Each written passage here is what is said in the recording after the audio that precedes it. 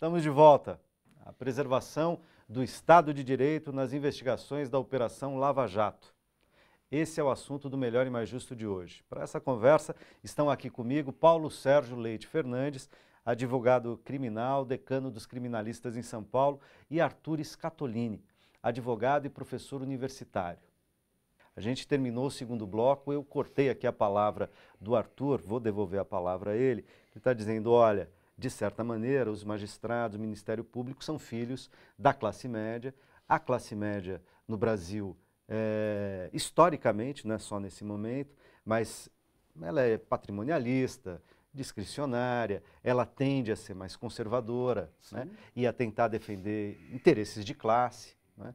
E nesse momento, me parece que muitas vezes, no lugar da justiça, o que a classe média quer é sangue, é se vingar daquilo que ela identificou como um alvo que ameaça os seus interesses históricos. Arthur.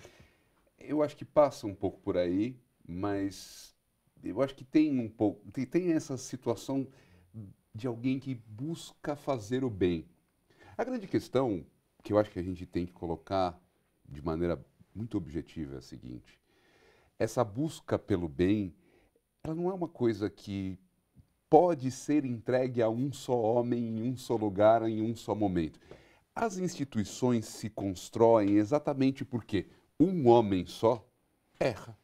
Então, como eu reduzo, como eu mitigo, como eu diminuo os efeitos dos erros de um homem só? Que este homem seja controlado por outros. Então, por exemplo, um dos últimos consensos que eu lembro de ver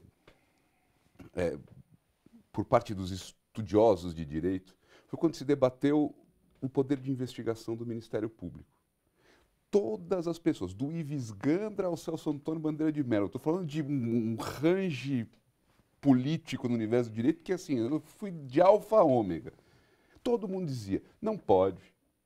Não pode. Por que não pode? Não pode porque o Ministério Público deve controlar a investigação. Se ele controla, ele não pode participar. Quem participa não controla, quem controla não participa. O que é que nós vemos na Lava Jato? Nós vemos o juiz participando da operação. Então, eu suprimo duas etapas de controle de um eventual erro, porque eu não parto. A gente aprende que a boa-fé a gente presume e a má-fé a gente prova. Não é isso? Então, eu não vou aqui cometer o mesmo procedimento que está acontecendo e que eu estou aqui criticando.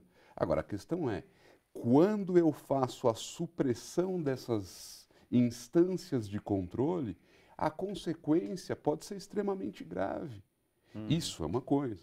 Outra coisa, quando eu deixo, em função de uma verdade sabida, em função de um clamor popular, de observar direitos e garantias fundamentais, eu corro o risco de amanhã, no atropelamento do Dr. Paulo, estas mesmas garantias estarem suprimidas, porque eu vi, porque eu sei. Para que eu vou gastar dinheiro do Estado instruindo um processo se eu já sei, tem sangue no carro dele? Terceira coisa, quando a gente perde a preocupação com a qualificação desse processo, e aí me parece que vai o ponto mais grave, a gente perde o cuidado com o detalhe. Porque essa investigação, que ela é toda controlada, ela leva tempo. Não é de hoje para amanhã, processo penal de crime dessa natureza se resolvendo em um ano, isso é um recorde, isso não é o normal. E aqui note, não vá a crítica, porque a justiça que tarda já falhou. Então, que a justiça seja rápida. Agora, tem que ser rápida sempre. Nessa organização, o que a gente tem? Perda do detalhe. Quando perde o detalhe, como é que isso chega para um advogado como eu, que sou um administrativista? Então, o que eu quero saber? Eu quero saber como é que eu faço com que essa transparência seja efetivamente um ganho, porque a minha preocupação dos penalistas é com o que aconteceu. Vai punir, não vai punir. A minha preocupação é resolver o problema. Então, eu quero impedir que os desmandos que aconteceram na Lava Jato voltem a acontecer. Ora, como é que eu faço isso? Eu preciso conhecer o iter. Como que acontece? Onde é que é? Como é que faz? Como é que vai? A gente vai mudar a lei de licitação, porque isso também é uma coisa que a gente tem que discutir. existe uma lei de licitação, ela é extremamente burocrática, ela é extremamente formal. E eu vou dizer que a administração... É uma lei de 1993. 13 de julho, se não me trai a memória. O que acontece? A gente apanha quando a licitação demora. Por que a licitação demora? Demora porque tem envelope, demora porque tem que não sei o quê. Demora porque é um processo burocrático e formal. Agora, este processo ele é burocrático e formal para que se tente impedir os ajustes. Pois é, o ilícitos. professor relembrou uma coisa importantíssima. Quem investiga não pode julgar. Isso faz parte da doutrina e das considerações da jurisprudência. Isso desde o século XVIII, né? O juiz Moro investiga. Não pode julgar. O Ministério Público investiga. Não pode intermediar uma delação e propor a premiação do delator. Quanto a essa questão correspondente à vontade do povo, é outra peculiaridade extremamente sofisticada. Qual é a vontade do povo? Dizem, a voz do povo é a voz de Deus. Deus não tem nada com isso. Deus está preocupado com o etéreo, com as milhares e milhares de terras que deve haver por aí, que deve estar dando muito mais trabalho para o maioral barbudo lá em cima. Deus não tem nada a ver com isso. A voz do povo não é a voz de Deus. A voz do povo é a voz do inconsciente coletivo que se volta a alguma coisa, boa ou má, e com maldade também, porque a voz Boa da comunidade é má. Às vezes não é ou, né? É e, boa e Eu má. vou fazer uma Quer dizer, querendo comparação. coisas boas e más ao mesmo Eu tempo. vou fazer uma comparação, meu caro jornalista, com a Revolução Francesa.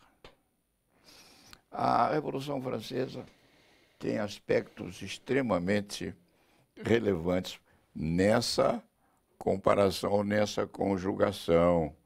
Eu me lembro do Procurador-Geral de França. O Procurador-Geral de França era aquele que espetava o traseiro dos nobres postos em desgraça. E os nobres eram entregues a Robespierre, a Saint-Just, a Marat, a Danton. Se nós pensarmos nesses quatro, o mais velho deles tinha 33 anos, que a Charlotte Corday matou, dizem as más línguas, que não foi exatamente no banho. Mas isso é outra história sensual, na qual o velho advogado criminal não quer interpenetrar, mas sem perder essa conjugação. Marat era o mais velho, foi decapitado. Saint-Just tinha 27 anos, Danton tinha 28 anos, era mais moço que nós. Fizeram a Revolução Francesa. Quem fez a Revolução Francesa foi a arpia desdentada com o chuço na mão. O que a arpia queria? Queria pão. A voz do povo era a voz, eu quero pão. O que o nosso povo quer? O povo não quer saber quem está no poder. O povo da favela quer comer, quer alimento, quer poder educar o filho. Não, Se quer o milico transporte, der, quer saúde, quer educação. se o milico etc. der tudo isso para ele, o milico vai ser o herói. Se o Sérgio Moro conseguir dar isso para ele, o Sérgio Moro vai ser o presidente da República. Mas, vez por outro, ou vez por outra, o herói vai para o cadafalso também, porque um matou o outro. Quando eu penso em Sérgio Moro, para mim, eu vou repetir, é um personagem. Não faço conceitos a respeito dele, nem como juiz, nem como gente. É um personagem da história, que apareceu, vai fazer o trabalho dele e vai embora saudavelmente. Diga-se de passagem, vai fazer aquilo que se espera que ele faça. Como o Manuel dos Anzóis também, se fosse outro. Então, esse aspecto é desinteressante. Mas ele me lembra muito Savonarola. Quem era Savonarola? Perdoe a Savonarola minha era o ignorância. confessor, o confidente do rei e da rainha. Era aquele que consultava o rei na capela real, a quem o rei contava os pecados dele, a quem pedia orientação. E um dia o rei se encheu de Savonarola.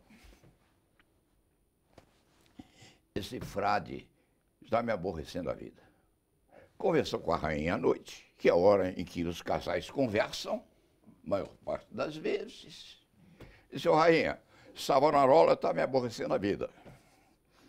A rainha disse, bem, mãe, você foi contar aquelas coisas para ele, eu não devia ter contado, mas contou. Ele disse, bom, rainha, você também contou aquelas coisas para ele, não devia ter contado, mas contou. O que nós vamos fazer com Savonarola? Chamaram Savonarola. Ô, Savonarola, como é que você quer morrer? O frade, que era imaculado, era impecável, disse, ô rei, você está me dando a oportunidade. Os nobres e os privilegiados só morrem pela espada. Era assim. Era a prerrogativa que nós temos hoje ainda. Morrer pela espada. Sabe o que o rei fez? Mandou enforcar Savonarola. Então, às vezes, esse é o destino dos chamados ícones. Há um momento em que você cai em desgraça. Deixa eu aproveitar a tua aula aqui e colocar o Arthur de novo na conversa, de novo com uma questão prosaica. Estou eu aqui fazendo o papel de um observador, né? A partir de da cidadania e também de uma emissora de televisão comprometida com pautas progressistas, etc. Com movimentos sociais e sindicais.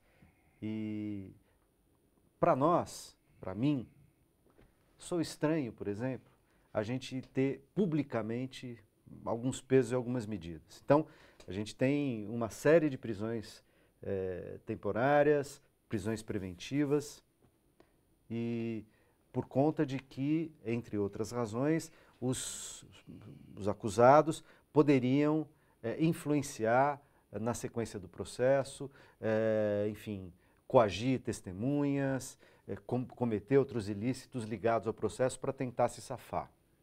Uma das advogadas, inclusive aquela que conseguiu várias delações premiadas, de nome Cata Preta, né, largou os casos, largou a advocacia, pelo menos por enquanto, e anunciou que estava viajando de férias para os Estados Unidos, porque estava sob ameaça da CPI, da Petrobras,